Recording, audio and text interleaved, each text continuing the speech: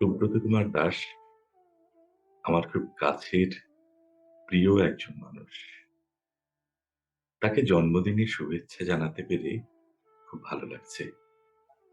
আর গঙ্গা জলে গঙ্গা পূজার মতো ২০১৬ সালে সাহিত্যিক, রাজনীতিক সুলেখা সান্যালকে নিয়ে লেখা তার কবিতা "ও আমার সুলেখা দিদি" উচ্চারণ করে শ্রদ্ধা নিবেদন করছি সুলেখা দিদিকে।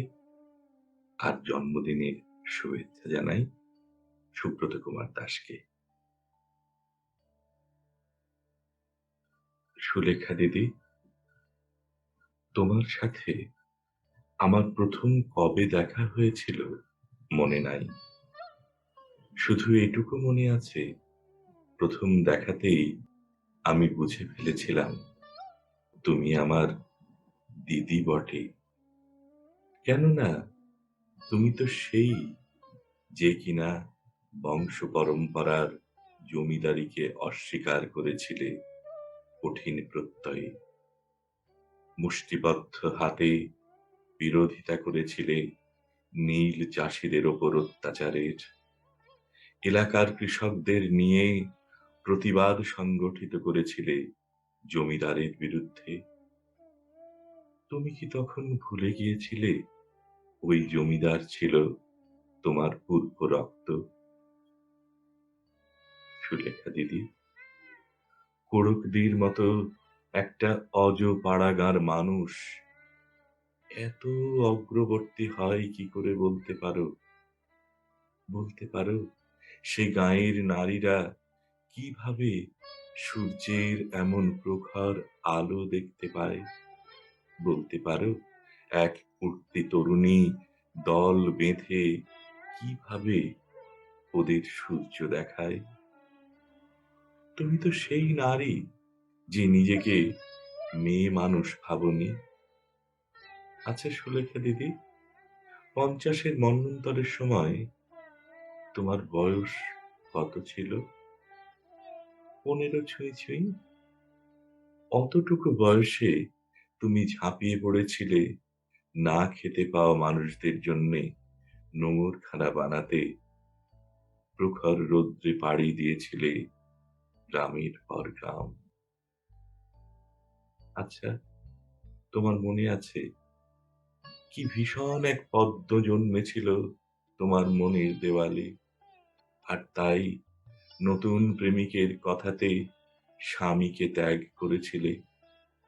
সমালোচনা আর অভিশাপকে মাথায় নিয়ে যখন মস্কোতে গিয়ে পৌঁছলে, দেখলে সে প্রেমিক অন্য নারীর কণ্ঠলগ্ন।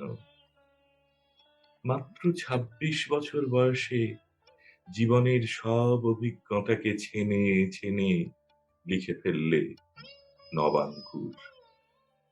তুমি কি বুঝেছিলে বাংলা ভাষায় এক নারীর হয়ে ওঠার সর্বপ্রথম কীর্তি ছিল ওটাই?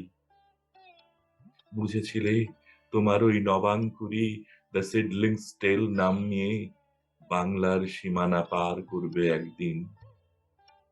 তুমি কি বুঝেছিলে ওই কম বয়সে তুমি যে গল্প লিখেছ সেগুলোই হবে দেশ ভাগ নিয়ে সেরা গল্প? বুঝেছিলে তোমার ফল্গু, জন্মাষ্টমী, গাজন সন্ন্যাসী নিয়ে মাতামাতি চলবে তরুণ বুদ্ধিজীবীদের মধ্যে? বুঝেছিলে তোমার গল্প অন্তরায় আর বিবর্তন ৪৭-এর উদ্বাস্তু জীবন নিয়ে রচিত সেরা কাহিনী হিসেবে গৃহীত হবে? ও আমার সুলেখা দিদি, ১৯৬২ সালে মাত্র ৩৪ বছর বয়সে তুমি চলে গেলে। তুমি গেলে বলেই কি আমি এলাম? কিছুতেই কি ভাই বোন দুজনে কিছুদিন একসাথে কাটাতে পারতাম না? নাকি পুরুষ মানুষে আস্থা হারিয়ে ফেলেছিলে তুমি? ভাই কখনো পুরুষ না হলেও উদ্বাস্তু যে হয় সে তুমি খুব ভালো করে জেনেছিলে। আর তাই কি উদ্বাস্তু ভাইয়ের দুঃখ দেখতে চাওনি নিজ চোখে? কিন্তু তুমি তো বুঝতে পারোনি, তুমি চলে যাবার ৫ বছর পর ওরা তোমাকে উলুখড়ের মতো অবজ্ঞা করলেও তোমার অসংখ্য ভাইয়ের হাত ধরে তোমার রচনাবলী এখন নতুন শতাব্দীর মেধাবী তরুণ-তরুণীর হাতে।